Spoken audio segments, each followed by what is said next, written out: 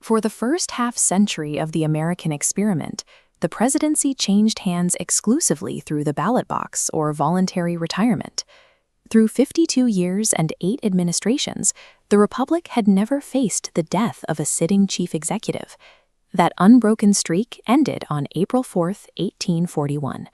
William Henry Harrison died a mere 31 days after taking the oath of office.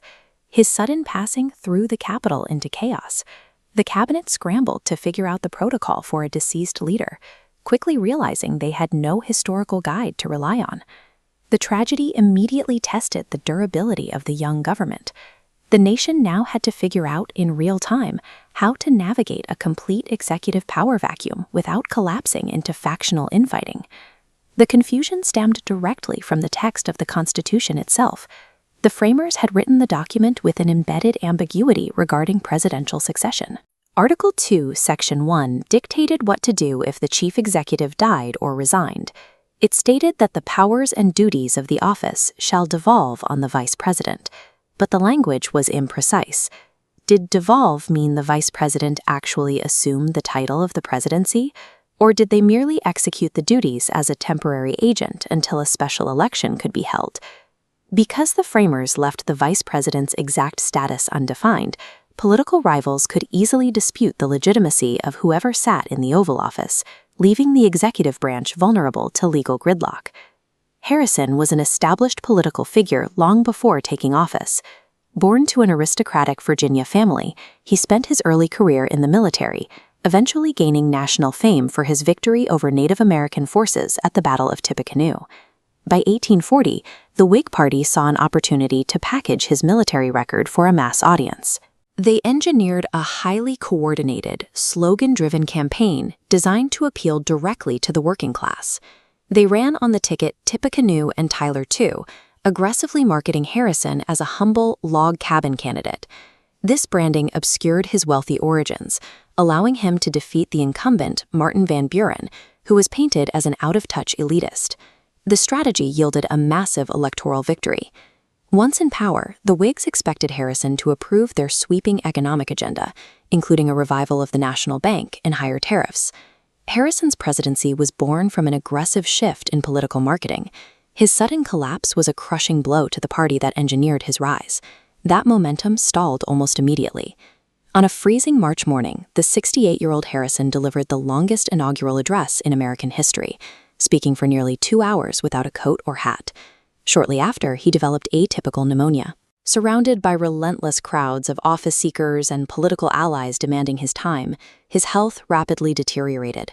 For 4 weeks, the newly victorious Whig government effectively ground to a halt. While Congress prepared its economic legislation, the chief executive lay bedridden and unable to govern. On April 4, his doctors exhausted their remedies, and Harrison passed away. The Capitol awoke to the reality of a dead president and an entirely derailed legislative agenda. At just 31 days, it remains the shortest presidential term in American history. But his absence forced the young nation to confront an immediate, unresolved dilemma. Who was legally in charge? Vice President John Tyler rushed to Washington from his home in Virginia.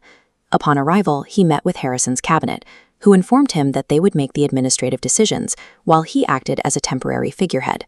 Tyler flatly refused the arrangement. He informed the cabinet that the Constitution had transferred the office itself to him, meaning he possessed the exact same authority as an elected president. To solidify his position, he summoned a federal judge to his hotel room and had himself formally sworn in, taking the official presidential oath. Political rivals and even his own party members furiously objected, derisively labeling him his accidency. Yet Tyler ignored the insults, vetoed Whig legislation, and operated with full executive privilege, proving he was the actual commander-in-chief. By simply refusing to yield, he transformed a vague clause into a concrete rule. His actions established the Tyler precedent, confirming that a succeeding vice president assumes the total weight of the presidency.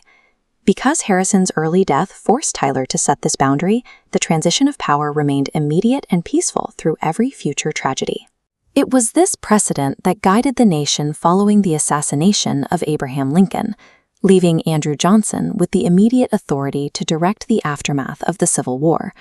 The rule held steady when James A. Garfield lingered for months before dying of a gunshot wound, and when an assassin's bullet struck down William McKinley in September 1901. It provided the legal foundation for Harry Truman to assume command of a global war upon the death of Franklin D. Roosevelt, and it anchored the government during the profound national shock of the Kennedy assassination, ensuring Lyndon B. Johnson could take the oath of office aboard Air Force One without a moment of legal doubt. By dying, Harrison inadvertently forced a resolution to a constitutional oversight, providing the Republic with a tested legal protocol for the transfer of command.